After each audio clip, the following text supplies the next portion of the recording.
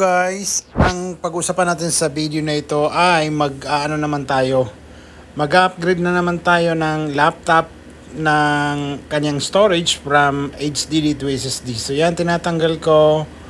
Then kala ko matatanggal ko, kaya wag natin pilitin yung ayaw. So hindi ko napansin, may tornilyo pala na dalawa. So kailangan ko muna tanggalin.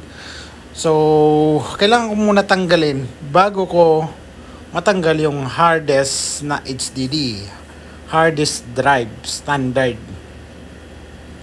So yan guys, tinatanggal ko kanina, hindi pa nakaano sa video, hindi pa naka-center. So yan, so pagkatapos yan pwede na nating hilain. So wag nyo guys pilitin yung ayaw. Ayan, gusto niya na ngayon, so natanggal na wala ng screw. So yan guys, ang paglagyan ng slot ng SSD, kasi walang taghawak ng camera. So yan ang ilalagay ko, 500GB M2. Tapos pag nalagay yan, di pa pinipindot, tumatakbo na. So yan, nalagay ko na guys. Hanggang dito lang. And huwag niyong kalimutan i-like and subscribe ang aking YouTube channel.